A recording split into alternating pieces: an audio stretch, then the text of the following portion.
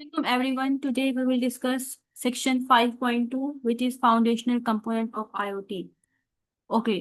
Foundational component of IoT का क्या मतलब होता है? फाउंडेशन का मतलब होता है बुनियादी बुनियादी कंपोनेंट्स, या हम लोग कह सकते हैं मेन कंपोनेंट्स ऑफ आईओटी। किस तरीके से आईओटी जो है वो डिवेलप किया जाता है या बनाया जाता है, किन किन कंपोनेंट्स को यूज करते हुए आईओ सिस्टम को इस्टेब्लिश किया जाता है। अब इसके आगे कुछ कंपोनेंट्स हैं, सेंसर्स है, user interface, cloud connectivity, data processing. Further आगे इनकी डिटेल लिखी हुई है कि ये सब होते क्या है।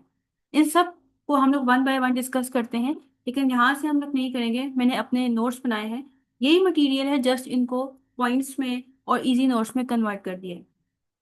ओके, ये नोट्स हैं। Foundational components of IoT. There are five foundational components of Internet of Things that make the system work efficiently. ये five main components हैं, five essential या important component हैं, ठीक है, इंटरनेट ऑफ थिंग के, जो कि सिस्टम को efficient बनाता है। जिसमें सबसे पहले है सेंसर्स या devices, then user interface, then cloud connectivity and data processing. One by one इनको हम डिस्कस करते हैं। सबसे पहले है सेंसर्स या डिवाइसेस। सेंसर्स और devices are used in an IoT system collect data from the surrounding. Sensor या डिवाइसेस क्या होती हैं या इनको क्यों यूज किया जाता है? सेंसर और डिवाइसेस को आईओटी सिस्टम में यूज किया जाता है ताकि वो डाटा को कलेक्ट करें, ठीक है, इर्द गिर्द से जो डाटा आ रहा है वहां से डाटा कलेक्ट कर लें। This data can be about temperature, humidity, light, pressure or any physical condition. Data किस बारे में होगा? जो आईओटी सिस्टम या जो आईओटी डिवाइसेस डाटा कलेक्ट कर रही होती हैं, वो डाटा किस बारे में होता है? वो टेम्परेचर का डाटा हो सकता है, ठीक है, ऐसी डिवाइसेस जो टेम्परेचर का डाटा कलेक्ट कर रही हैं, या फिर ह्यूमिडिटी का जो डाटा है उसको कलेक्ट कर रही हैं, लाइट, प्रेशर, ये सारी डाटा हैं, ठीक है, इस बारे में जो है वो डाटा कलेक्ट करती हैं डिवाइसेस या सेंसर। अब आगे कॉमन टाइप्स होती हैं सेंसर की। सबसे पहले है टेम्परेचर सेंसर। ये क्या करता है? ये टेम्परेचर को सेंस कर रहा होता है, टेम्परेचर बताता है कि यहाँ पे कितना टेम्परेचर है। ह्यूमिडिटी या मॉइस्चर लेवल, नमी का जो लेवल होता है उसको सेंस करने के लिए ये सेंसर होता है। फिर एक प्रेशर सेंसर होता है जो प्रेशर को सेंस कर रहा होता है। लाइट इंटेंसिटी सेंसर जो है ये लाइट की शिद्दत को सेंस कर रहा होता है।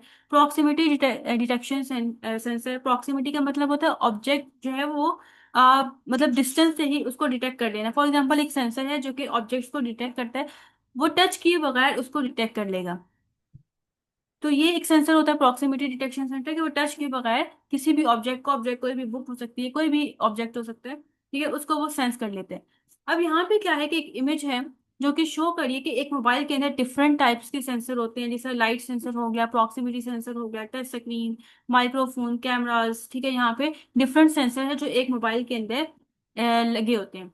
उसके बाद है example, a surveillance camera connected with an IoT alarm can detect criminal activity and take automatic action. अब एक कैमरा है जो कि आईओटी अलार्म के साथ कनेक्ट हुआ हुआ है, और वो क्या काम करे या क्या एक्शन परफॉर्म करे, जो क्रिमिनल एक्टिविटी हो रही होती है। फॉर एग्जाम्पल कोई भी चोर आकर घर में आ गए तो फौरन जो है वो अलर्ट करेगा, ठीक है, मतलब घर के बंदों को कि यहाँ पे जो है कोई चोर आ गया या कुछ जो है यहाँ पे गलत एक्शन किया जा रहा है, ठीक है, तो फौरन जो है वो नोटिफिकेशन भेजता है जो घर के अफराद होते हैं उनको। Our smartphone has multiple sensors such as camera, light, proximity, temperature and heart rate sensor. एक स्मार्टफोन के अंदर मल्टीपल सेंसर्स यूज होते हैं, जैसे ये सारे सेंसर्स के नाम है। और sensor can be single device. Sensor जो है एक डिवाइस की हो सकती है, ठीक है, यहाँ पे तो अब एक मोबाइल फोन था उसके अंदर डिफरेंट सेंसर थे, लेकिन एक सेंसर अलग से भी काम कर रहा होता है, या फिर मल्टी सेंसर डिवाइसेस भी होती हैं कि एक डिवाइस के अंदर मल्टी सेंसर लगे हुए हैं, जैसे मोबाइल फोन हो गया। नेक्स्ट कंपोनेंट है यूजर इंटरफेस। यूजर इंटरफेस क्या होता है कि आपके पास एक मोबाइल है, उसके सामने जो स्क्रीन के अंदर जो भी कुछ नजर आ रहा है वो इंटरफेस होता है। सिंपल, मतलब यूजर इंटरफेस मतलब वो वाला इंटरफेस जिसको यूजर यूज कर रहा है। ओके, आपने व्हाट्सएप ऑन किया, वो व्हाट्सएप का इंटरफेस है। अब वो यूजर इंटरफेस है क्यों? क्योंकि उसको यूजर यूज कर रहा है। The user interface UI provide an easy and friendly way for user to control and monitor IoT devices. User interface क्या करता है? एक इजी और फ्रेंडली वे या इजी और फ्रेंडली रास्ता यूजर को देता है, ठीक है, ताकि वो आईओटी डिवाइसेस को कंट्रोल कर सके और आईओटी डिवाइसेस को मॉनिटर कर सके। अब इसका क्या मतलब है? इसका मतलब ये हुआ कि फॉर एग्जाम्पल यहाँ पे हम एग्जाम्पल को भी डिस्कस कर लेते हैं कि मतलब आपके घर में एक कैमरा लगा हुआ है, ठीक है, जो कि क्या करता है, आपके घर में मतलब जो कुछ है उसको रिकॉर्ड कर रहा होता है, ठीक है, मतलब वीडियो को रिकॉर्ड कर रहा होता है। वीडियो को रिकॉर्ड करके आपके मोबाइल फोन पे वो वीडियो भेज भी रहा होता है, ठीक है, ताकि जो घर के अफराद हैं वो उस चीज को मॉनिटर कर सकें, जो घर के लोग हैं वो देख सकें कि हमारे घर में कौन आ रहा है कौन जा रहा है। इफ इंट्रूडर, इंट्रूडर वो पर्सन है जिसको आपने अलाउ नहीं किया हुआ घर आने के लिए, ठीक है, चोर वगैरह जो भी इस तरह के जो पर्सन होते हैं। If intruders are detected the system can send alert और नोटिफिकेशन ऑटोमेटिकली। ओके, अगर कैमरा ने ये चीज डिटेक्ट कर ली कि कोई इंट्रूडर आया है आपके घर में, तो वो फौरन नोटिफिकेशन आपके मोबाइल पे सेंड कर देगा। अब किस तरीके से यहाँ पे देखें, जिस तरह से हम कह रहे थे कि यूजर इंटरफेस ये एक जो है वे प्रोवाइड कर रहा होता है यूजर को कि वो आईओटी डिवाइसेस को कंट्रोल भी कर सकते हैं और मॉनिटर भी कर सकते हैं। It allow user to access data, view reports और कंट्रोल सिस्टम रिमोटली। ये यूजर को अलाउ करता है कि वो डाटा को एक्सेस कर ले, डाटा को यूज कर ले, रिपोर्ट्स वगैरह को व्यू कर ले, और उसके बाद जो है वो जो सिस्टम्स होते हैं उनको रिमोटली कंट्रोल कर लें, ऑनलाइन रहते हुए कंट्रोल कर लें। व्यू रिपोर्ट्स का क्या मतलब है कि कुछ ऐसी डिवाइसेस होती हैं जो हेल्थ से रिलेटेड होती हैं, ठीक है, वो हेल्थ से रिलेटेड आपको डेटा कलेक्ट करती हैं और वो आपके डॉक्टर को सेंड कर देती है। अब डॉक्टर क्या करता है, वो डाटा जो है वो व्यू कर सकता है। ओके, यूजर इंटरफेस भी हो गया। यूजर इंटरफेस क्या होता है, यूजर यूजर इंटरफेस के थ्रू आईओटी डिवाइसेस को कंट्रोल या मॉनिटर कर रहा होता है। देन है क्लाउड। क्लाउड में क्या होता है, the IoT cloud stores data collected from various devices. Cloud basically क्या करते हैं, जो डिवाइसेस होती हैं, जिससे हमने ऊपर डिवाइसेस पढ़ी, वो डाटा को कलेक्ट कर रही होती है, राइट। लेकिन जो क्लाउड होता है उस डाटा को, जो डिवाइसेस ने डाटा कलेक्ट किया होता है उनको स्टोर करता है। जस्ट यही काम है इसका, क्लाउड का। Cloud computing is a system of servers, ठीक है, क्लाउड सिस्टम बेसिकली एक सर्वर्स का सिस्टम है। इसका क्या मतलब है कि पावर, सर्वर का मतलब क्या होता है, पावरफुल कंप्यूटर, ठीक है, जो कि डाटा को स्टोर कर रहे होते हैं, जो डिवाइसेस की तरफ से डाटा आता है उसको स्टोर करते हैं।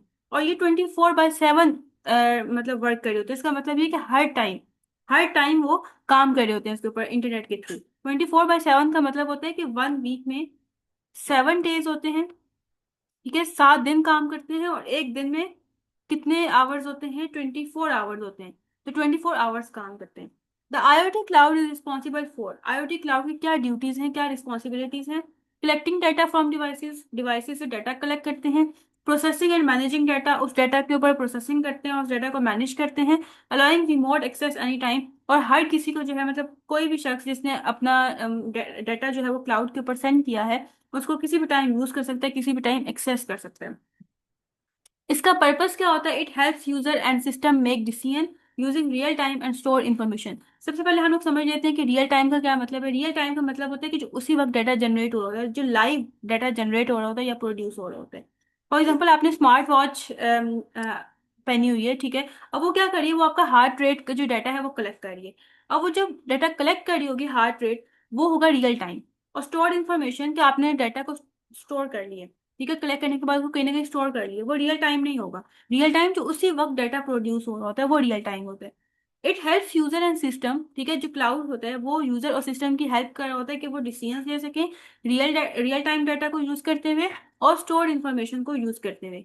The IoT cloud handle large amount of data quickly from many connected devices, right. अब आईओटी क्लाउड क्या करता है, वो लार्ज अमाउंट ऑफ डाटा को बहुत क्विकली जो है वो हैंडल कर रहा होता है, ठीक है, जो भी डिफरेंट डिवाइसेस से कनेक्ट हुआ होता है, वहां से डाटा आ रहा होता है उस डाटा को।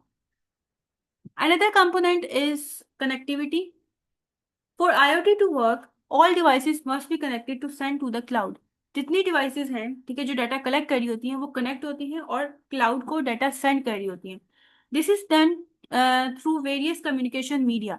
अब वो किस तरीके से सेंड करती हैं, ठीक है, अब कोई ना कोई कम्युनिकेशन मीडिया होगा, ठीक है, या वायरलेसली मतलब तार के साथ कनेक्ट होती हैं, ठीक है, और उस तरह से डाटा जो है वो सेंड करी होती हैं।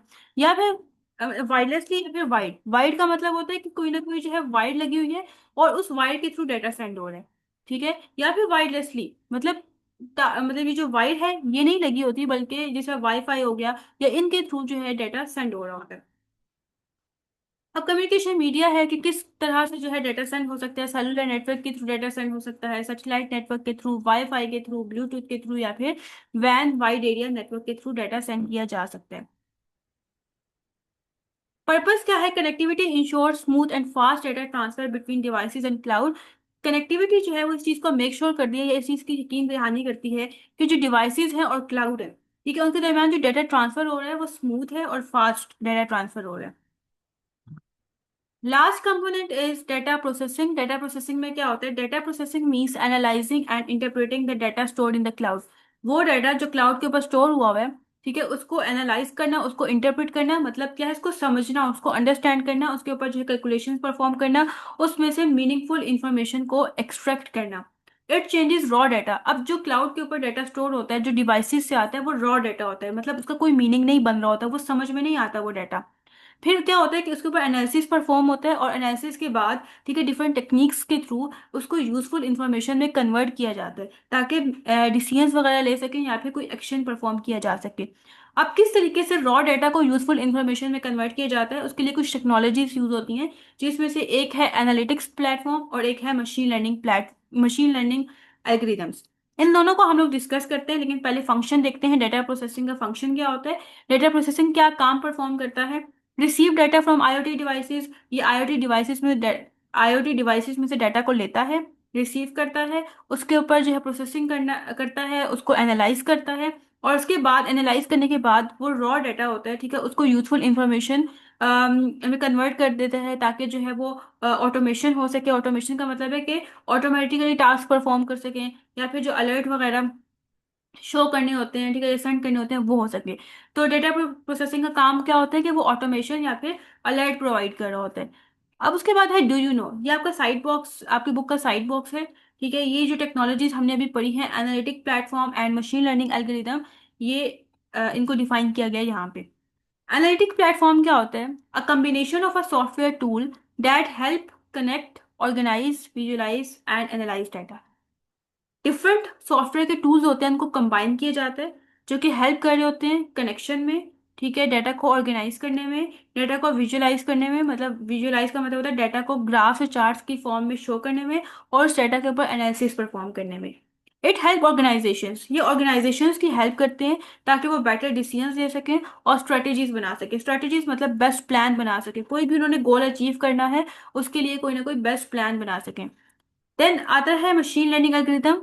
These are computer programs that find patterns in data and can predict result or make decisions automatically. ये कंप्यूटर के प्रोग्राम्स होते हैं, जो कि बेसिकली जो डाटा होता है ना, उसमें से पैटर्न्स वगैरह फाइंड आउट कर रहे होते हैं। वो देखते हैं कि जो डाटा है वो क्या चीज़ शो कर रहा है, ठीक है, और उसके बाद उस डाटा को अंडरस्टैंड करने के बाद, उसको इंटरप्रेट करने के बाद, उसमें से जो रिजल्ट होते हैं उसको प्रिडिक्ट किया जाता है और डिसीजंस लिए जाते हैं automatically. They form the base of artificial intelligence. Basically यही आर्टिफिशियल इंटेलिजेंस की फॉर्म बनाता है।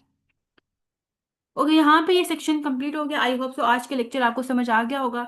इन केस फिर भी कोई क्वेरी है तो आप कमेंट सेक्शन में पूछ सकते हैं। इंशाल्लाह नेक्स्ट लेक्चर में हम लोग 5.3 को कवर करेंगे।